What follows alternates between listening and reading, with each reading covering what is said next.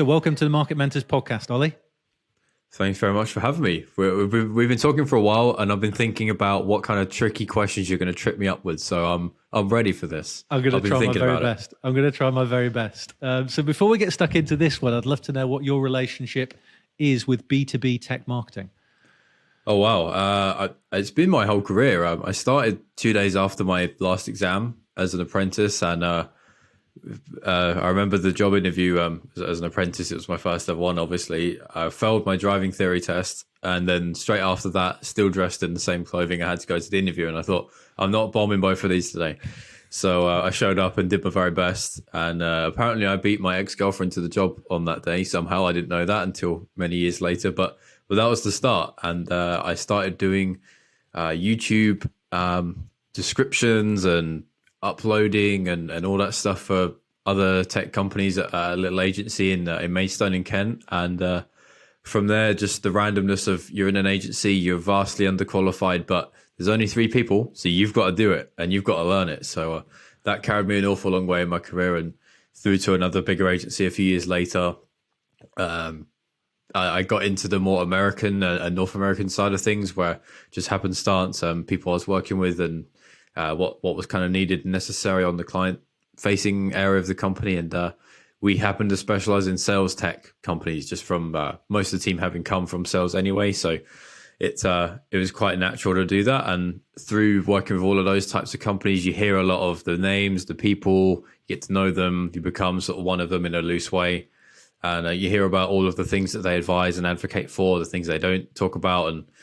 And so now I work for a sales tech company, which you would say is one of those types of companies. I can talk about the practicalities of what should we do, how should we do it, what are some best practices, because I've seen quite a number of years of it, like anybody else who'd be listening to those types of figures and trainers, whatever else. But I have to market us, so I'm still doing that. But it's really good fun, I have to say.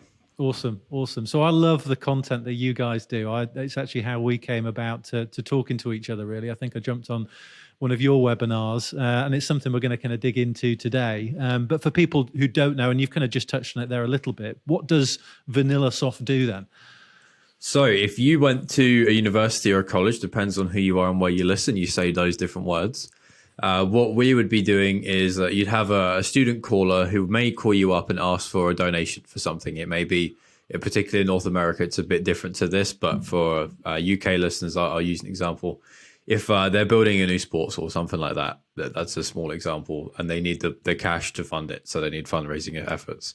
They'll call up their alumni, and if you're one of them, you may receive a phone call with a tool that the dialer, the student caller, is using to do that. So they're not sat there with their phone pressing 07, whatever. They're just clicking, they're making the note, and they're able to make the transaction there and then. So that's one end of it. Most of our business is in the higher education sort of college space, but then we have quite a lot of like outsourced appointment setting companies where you can imagine the sales rep comes in, even their first day, they're ready to call because everything's loaded up, and literally all they see is the name, the contact details of the person they're calling, and then they're able to see, like, this is line 1, this is line 2 and 3, and how do I navigate this call, and how do I log what happened at the end? So it's one of the simplest tools I've ever seen in terms of how to use. If you're an admin, a little bit less the case, but that's where all the fun is. Good stuff. And I guess in the broader tech space, you obviously focus on those particular segments, but people might know of companies like Outreach and SalesLoft, those types of, I guess you'd work within the broader segment of those types of companies.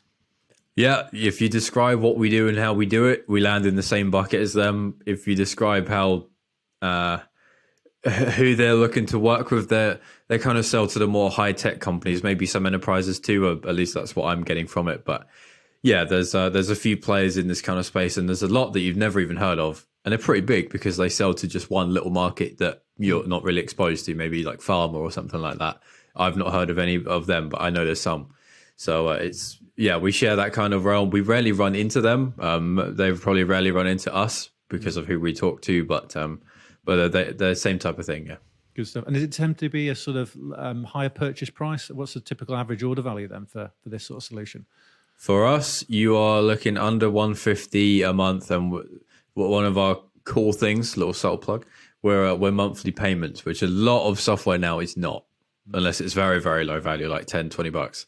So we earn the business every month, and if we keep it, we keep it. And normally we do, but that's a little string to our bow that we found, and it's not a particularly difficult one if you wanted to implement that yourself. It's more the stress which you've got to deal with and the financials to deal with it. But that way we do. So in colleges, I was really surprised by this. I don't really come from uni or anything like that. It's very common to sign multi-year deals, and I thought, like, for example, I renewed our HubSpot a couple of weeks ago, and they offered me a 3-year deal. I'm like, good luck. No. And then to hear the colleges that they're into that is very different. But for the most part, going monthly is apparently the best thing to do. Yeah, I think it's a good idea. I mean, I spoke to a software company last week who tried to tie us into a 3-year deal. I nearly fell off my chair. It was like, honestly, yeah, it seems crazy. It seems absolutely crazy. So what's your role then within VanillaSoft, and sort of how do you fit into the wider marketing team there? Today, I'm the demand gen team lead. And we've recently hired a new VP who's started off on fire, so that's really nice to see. In their absence before they came on board, I self-appointed myself as the team looker after a person. I'm not going to try and call it something more official than that. That's just how I see it. So before that, I was a product marketer. That was how I got in the door, which was a bit of a trial by fire. There was, oh my god, the product team's updated something and how does it work, or all of those things that you get in nearly every company. And then I became growth marketing manager, I should say, which is somewhat what I do now in a sense, just slightly differently. And I think we do so much stuff that you could get lost in all of the different people that do it and how it all knits together. So I think what I now do is probably a bit more accurate. But we do a ton of events, we do a ton of podcasting, we do tons of blog stuff, and some of which I have nothing to do with it, some of which I have a lot to do with. But we spend a lot of time on Riverside, like we are here right now. Webinars and podcasts, all that kind of stuff is some of our main stuff that we do. Good stuff. How big is the marketing team overall then? It is 9 people. Gotcha. And you're the only person based in the UK, but the rest of the team are based in the US, is that right? We've got, I believe, I'm going to insult everyone here. We have 3 in Florida. We have several in Canada, in the Ottawa area, and then we have 4 in Serbia. Oh, wow. Okay. Yeah, so distributed, that's for sure. So yeah, good stuff. So before we dig into this case study then, could you give listeners an idea of some of the sort of challenges you were facing which kind of led you to create this sort of content in the first place? The show that we have been speaking about? Yeah, the show. Yeah, well, going back to the agency days, we do a webinar a month for most clients, and you would, as a project manager, you would work with a few. So you got fairly comfortable with, got to do a webinar. What's it going to be about? Who's it going to have on it? What we're going to say? All that stuff. After a while, you get pretty bored of, like, CMO wants to talk for an hour or CEO wants to talk for an hour. Much as it's perfectly valid, in a lot of spaces, that's still very much the case. And I can remember my first ever one. I was in their office for it the day after the Nice terror attack. Sadly, I remember that's how I remember it, because that was how they opened it, with a word to that. So that however long ago that was, I don't really remember. Since then, not a lot has changed, and I have a very short attention span. Millennial, sorry, I can't help it. So I've had to try and think of how can I just at least make this interesting, not least to me, but if it's interesting to me and my attention span, those with a bit more patience, which is probably everyone, they'll find it at least a bit more, not too much, but I want them to be retained and engaged throughout the whole thing. You know what it's like with a webinar. Most people don't sit there and stare at it for the whole duration. They're kind of like clicking on something else, they're typing, they're in their emails, or they're just, it's background noise instead of the radio. So I wanted it to be front and center on their screen if I can, and I want them to watch it for as long as we can get them to watch it. It doesn't have to be an hour, but I want to get them to really watch it and pay attention. So how do you do that? I've always found the first go-to is let's have some really interesting speakers. And this is what like everyone does. But then you just throw 4 people together and a bunch of topics on a slide deck. You get this medley of people throwing things in. And most of the time, which drives me insane, they just, I love what you said there. Insert name of person number 2. Just like an agreement fest. It's really boring. Just if you don't find it boring, you haven't seen enough of them. That's my unlucky exposure. But it just becomes like that every single time. And the more you watch that, the more you don't want to hear that. Plus, I think tactically and in an actionable way, you're not going to get something particularly incredible out of that. You're going to get some nuggets here and there. You're going to hear some different perspectives and opinions, but you probably don't walk away with a wow moment or 2 or 3.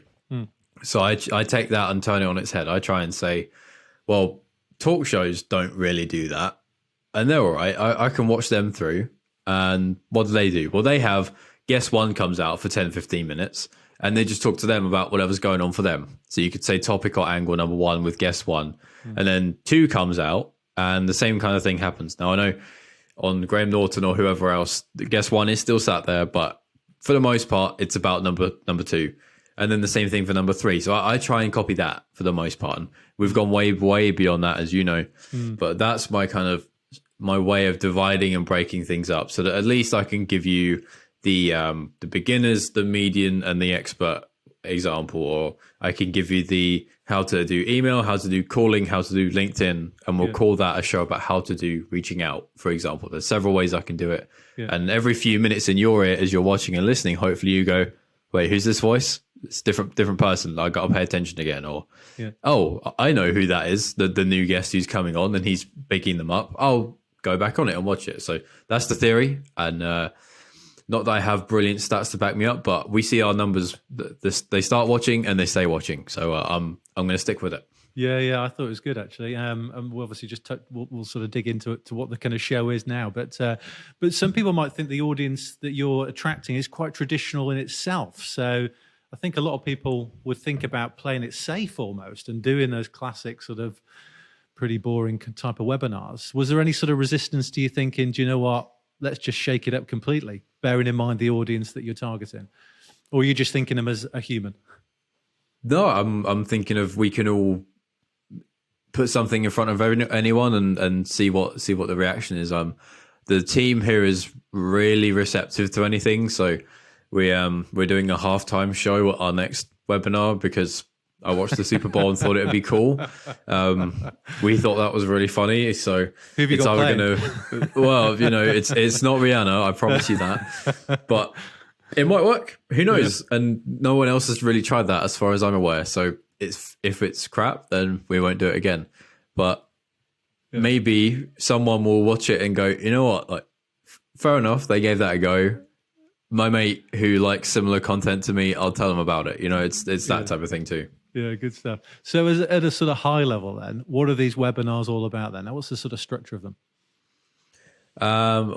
Help me understand your question so I don't give a terrible answer. What type of thing are we talking? Yeah, just as in the webinar itself, the show that you guys produce. Give me a rundown of like an overview of kind of what it actually is for the listeners who perhaps haven't actually watched one. Right. So should we pick on my emailing with the stars, my Strictly I love that one. remake? Yeah, that was good. All right. So this is probably one of my most favorite things I've ever done. And if anyone hates it, I don't care. I thought it was really cool. And we had a lot of good feedback, in fairness. So emailing with the stars could sound a lot like Dancing with the Stars, which is an American show, obviously the remake of Strictly Come Dancing. Had I have called it Strictly, no one would have got it because our audience is North American. So I had to do that. And the English guy in me thought that the host was Steve Harvey. It's not. It's Alfonso. I was about to say Davis. That's a footballer. Alfonso Ribeiro, I think. I think he was in the Fresh Prince of Bel-Air anyway. Yeah. So we wanted to do something different. Full transparency, I had no idea what to do. I just had no new webinar ideas. So I thought, what are we going to do? I happened to be watching the Strictly final at my grandmother's house because she loves it. And I thought, we could do that. There's only 2 of them fighting. They do a couple performances. They get scored and someone wins. We could do that. That's easy. So it wasn't really easy, but, we managed to find a way. So, yes, in a sense, we literally parodied it.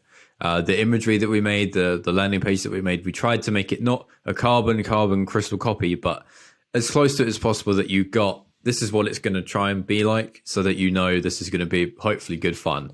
If it didn't really sound like that, you would have thought, what the hell is this? And maybe not come to it.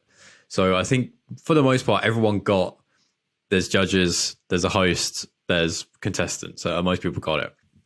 So we had where we sell another wing of our company is cold email software. It made more sense to do that. Trying to do cold calling with the other branch of the product would have been quite difficult. So we went for that. And we had 2 rounds because in sometimes in Strictly it's 2 performances. So we're calling it 2 performances. Under time pressure, they had to produce these 2 contestants an email. So that obviously it becomes 2 emails, there's 2 rounds, and they get scored. There's a winner. Then I remembered, well, what are we going to have them write about? Because you can't just say to someone, like, write an email. Well, who to, what about, tell me about them. There's too much there. So we had, I drafted in a couple of my friends who are sales trainers. I said to them, I need a 1-minute clip from you. Just literally hold up your phone or use your webcam, whatever you want. And I want you to say, I'm a VP of sales at whatever company this size. This is the situation. I want you to pitch, insert something to me. So that they had a level playing field. And then that was literally the moment that clip ended on the show, the timer starts and 3 minutes begin. Then we had to work out how do we fill that time, because I want the contestants to write for 3 minutes. I can't really talk to them because that's really off-putting and they need to really think. And you won't believe the pressure that people are under when there's people watching them, especially 4 judges who know their stuff and hundreds of viewers. It's a lot. I actually tried to do this off camera and my God, it was difficult. The first 2 seconds, I just looked at the ceiling and I thought, why am I here? So fair enough to the contestants who managed it. But we went and talked to the judges for a bit, asked them for what would you be doing with this situation and that kind of stuff to fill the time.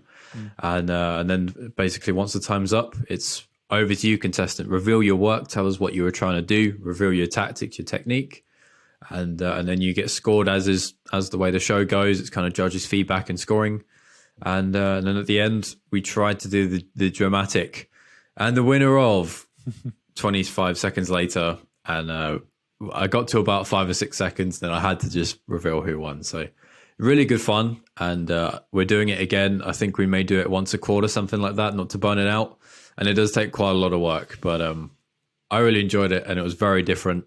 And I'm fairly confident no one else is going to do that type of thing, so we can keep doing it. Yeah, I haven't seen it anywhere else, but I love the idea behind it, because your software on its own doesn't do the job for people, does it? So just because you bought an email software platform doesn't mean it's going to churn out, or not right now. With AI in the future, it might be the case, but it's not going to churn out really well-written emails for you. So it's educational in a way, isn't it? It's educational, but within an entertainment format. So, your customers are going to jump on and have a listen because they want to improve the emails that they're sending, and anybody that's doing cold email generally and maybe not aware of VanillaSoft is also going to do the same and learn from some experts. So yeah, I thought it was a fantastic idea. And organize it must have been quite tricky then. I mean, from an operational sense, you've got all these different people. I mean, how do you juggle it all? How does it all work together? That was a nightmare. We've got 4 different time zones going on.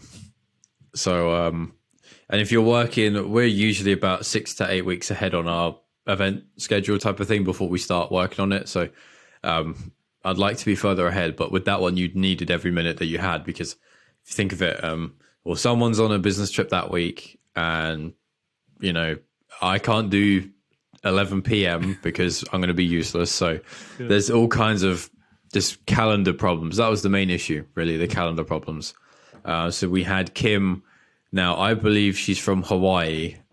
Sorry, Kim, if I've got you wrong there, but she's definitely on Pacific, and it was early in the morning for her. She said, if you go beyond 5 a.m., I'm not going to be happy with you. But we got close to it, but hopefully not too much early. So I'm sorry to Kim, and I appreciate her willingness to get up. I wouldn't have been able to have performed anything at 5 a.m., but she did a great job. And then for the rest of us, it was a usual time, but. Yeah, that's the main thing. Anytime you're dealing with a number of people, you're getting into calendar problems. You're getting into. So one of our guests, she had to sort of come in 5 or 10 minutes after. Not that you knew that because you didn't see it in the production because of the way that we did it. But just a few timely things like that were a bit. There's a lot going on in here, and I have to try and poker face you as I'm presenting it. Good stuff. What about from a budget perspective? I mean, how much did it cost typically to put something like this together? Then 0. Absolutely people's zero. People's time. Okay, people's time. Well, no, I'm just saying apart from, I mean, I'm saying zero and then people's time. I mean, it's, yeah, you're not spending thousands of pounds on software services or anything really.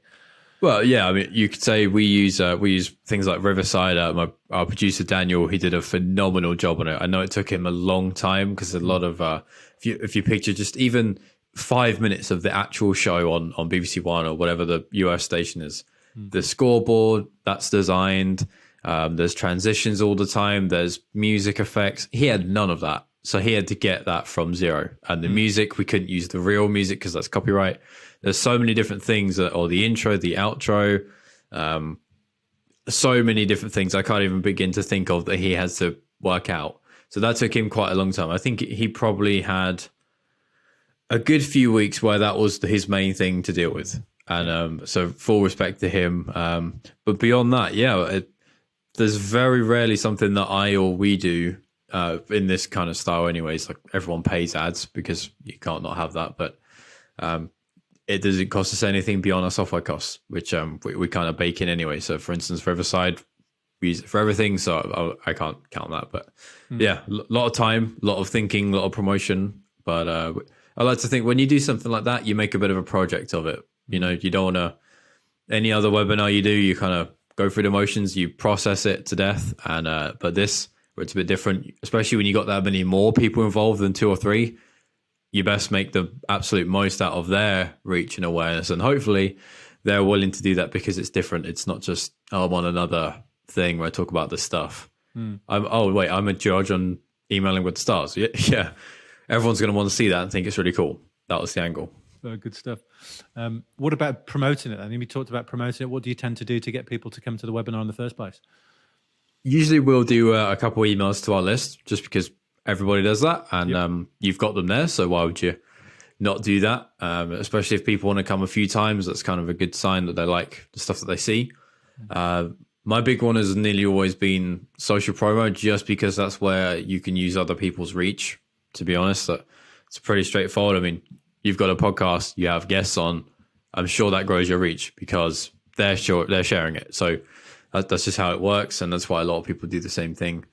It's never really not worked for me in a roundabout way. I've been doing it for years, so hopefully it doesn't change. But we saw the nerf in LinkedIn reach kind of hit us a little bit. It's not been too bad, but before you could post, let's say, a link in the comment, and you get like no penalty for that. But now almost any link anywhere, LinkedIn kind of hates you for that, which is a shame. I get it, but we have seen a bit of a drop. But let's say someone could put a post out for us. Say one of the panel that we had, if they put a post out, it would get whatever number. We may get 50% of that to 30% of that, depending on how the post just happens to go on that day for them now, which is a shame. But so what I try and do, and I'll copy the sales trainer Jason Bate. I've literally stolen the way that he does this, and I've implemented it over and over and over again. I do a leaderboard every couple of days about who's leading the promotion charge, just to inspire them to do it and to remind them, hey, you're last, by the way. I know you don't suck, but you got to prove that, right? I know you could say, but they're doing you a favor. They've come on your show, but also you've invested an hour of your time. Don't you want to make the absolute most of it? All you've got to do is put a post out. I would take that argument over not doing it. So we try and do that. Yeah, exactly. We want to kind of say, you know what, Matt's won the leaderboard. Matt comes back next time for sure. And then, it's a bit of jeopardy as well. So all in good faith, all in good fun. But I like to cajole them and say, come on, guys, help me out. Love it. What about metrics? What sort of metrics do you track? I track no impressions or any fun things like that. It's normally new contacts. So, for instance, anybody who's never filled out a form on your website or in your HubSpot entities, I count them as new. So we count that. And then we also count the general number of people who registered for it. And then I also, because I watch it, I like to know who's there live. So that's the main one. And then things go over into the other end of Salesforce and those types of things. So the reporting end is, I like to know how many demos or, how many follow-up laters do we have for that kind of stuff. It's been a little while since we did that show, so I'd have to dig that bit out. But certainly how many people said, yes, I want to watch this is my main thing. Because if the topic doesn't land, it's not going to be that many. Or if it's too complicated and they didn't get it, it's not going to be that many. So that's my main signal of this is on the right track, roughly. And we talk a lot about attribution, how difficult it is in B2B. I mean, do you try and attribute revenue to something like this, or do you think it's too difficult? Or yeah, you can. It depends where you think it lies in the funnel. So there's a big debate. Do you follow SaaStr at all? I do, yeah. The big event, isn't it? So I think they're doubling over in our neck of the woods, don't they? Yeah, they are. They've done London before. If you've never seen it, go to their website, find their university. It's unbelievable.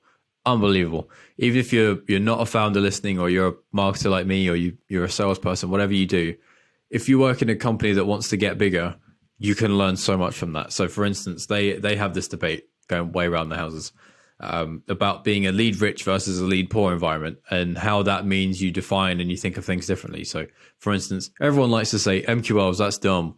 Why would you talk about them? Don't give them to a salesperson. Well, think about that, because let's say you've got 3 demos come in a day from the website. What else are the salespeople doing?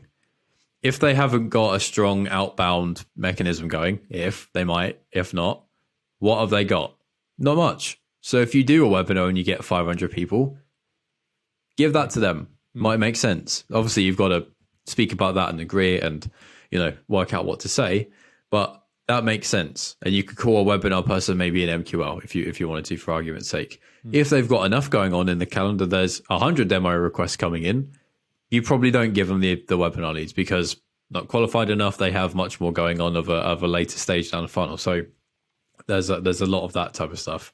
I knew I'd forget your question because I went so far around the houses, but that's always a funny one. I do think people we like to make a statement like cold calling is dead or newsletters are dead, but no, just it's about the application and the situation. Yeah, and I think the sort of stuff that you're talking about doing is kind of like demand creation in a way, isn't it? It's sort of, you're not necessarily going out there and capturing people who are searching for your kind of solution right now by having an ad on search or whatever. You're trying to get in front of people that perhaps aren't aware of you, to create the demand, so that maybe in the future when they're thinking about a new solution, they think, hey, do you know what, that show that I watched from Ollie was awesome. That VanillaSoft, I remember that name as well. Let's get in touch with them straight away. So you're capturing them, before they're even kind of thinking about it, really. What about, this is, probably one of the most creative things I've seen in sort of B2B tech in a while. What advice would you give for other people that kind of want to push the boundaries on doing more creative stuff within B2B? Well, it's tricky because an idea is only ever yours. I can't help you come to it. But I'm a really big believer that there is nothing new, apart from in very rare situations. There wasn't an iPhone, there now is one, right? So most likely, most of the people listening, we're not Steve Jobs or Jeff Bezos and that type of person.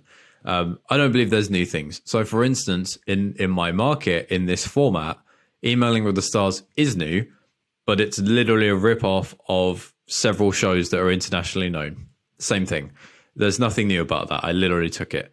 We could do, I believe it's called Family Feud, and that actually is Steve Harvey. I think it's Family Fortunes in the UK, from Vernon Kate. So we're going to do that. That's not new. Is it different? Yeah. And has anybody else in the market done it? No. So you don't have to go outside the box necessarily. You just have to go sort of around the edges, and you'll find stuff that hasn't been done.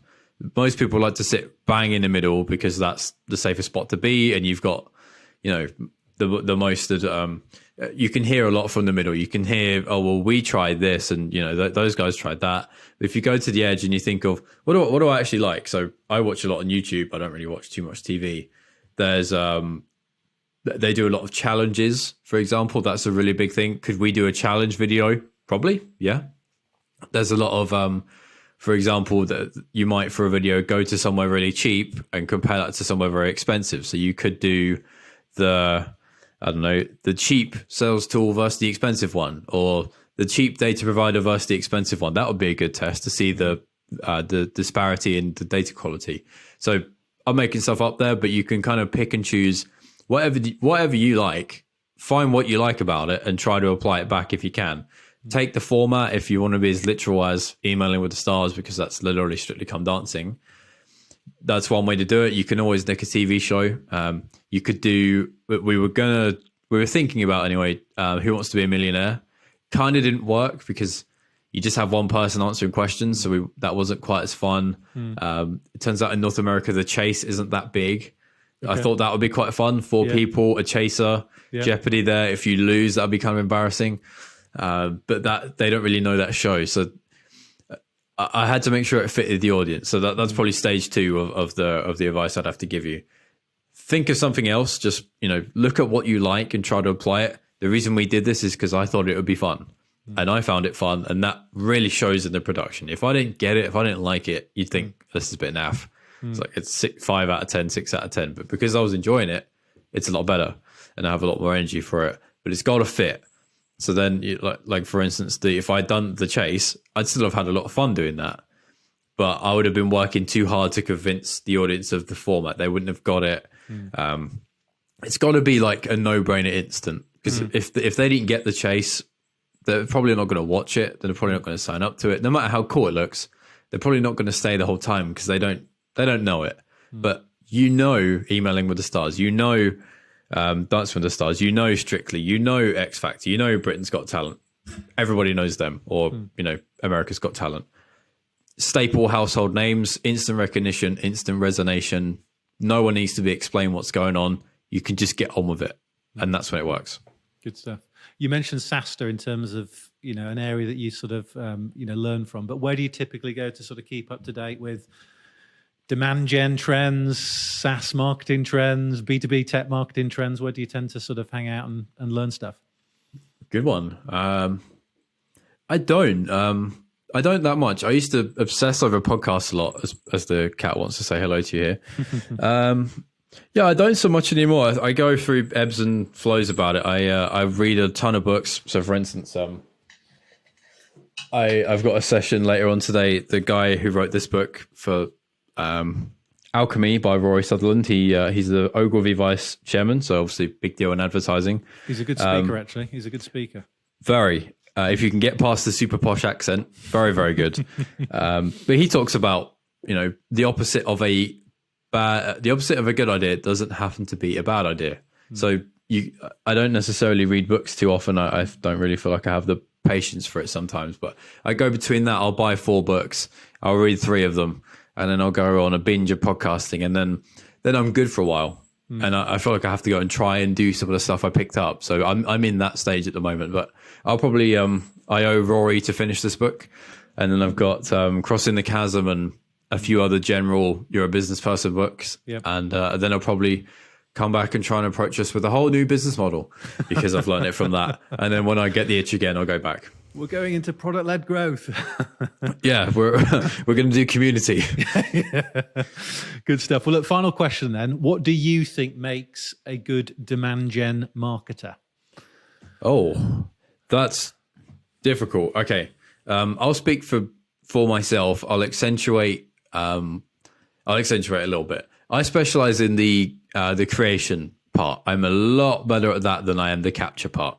There will be a million people who could tell you more about a landing page and how to get a best conversion, or where to put the form, what fields on the form and all that stuff than me. There'll be a million better people about ads and all of that kind of side of it than me.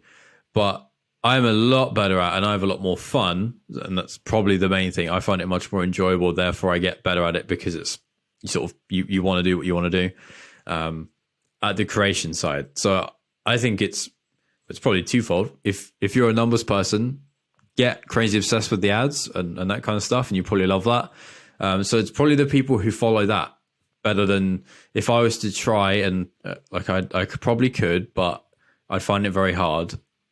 If I was to try and become an ads guru, I would not enjoy it, and I would not want to keep up with it. I would find it a labor to really try and keep up with it. I know I probably should, and that's probably something my manager is going to tell me off for, but yeah, I think it's about where can you sort of put yourself into the job rather than do the job, and that's why we do mental things like mocking TV shows, because that's a part of me, And for better or for worse, that's what we've produced. And people have seen it. People have thought that's stupid. People thought that was hilarious and that was brilliant, and a whole mixture of things. But they've heard of it, and that's just because of the way that my career's gone. So I would say, in a really cliche, cringy way, put yourself into the job. Don't just try and do the job. And that's where I've ended up. Maybe I should cover my weaknesses a bit better. And if you're an all-rounded demand gen person, you'd probably be really good. But that's where I've had my my joy. Good stuff. Well, it's been fantastic talking to you, Ollie. If the listeners haven't been on the webinar, email in with the stars, go and check it out. It's a fantastic bit of content. Use it and implement it. And it's been great listening to you about it as well, Ollie. So thanks for sharing your time and knowledge with us. Thanks very much for having me. I appreciate it. Cheers.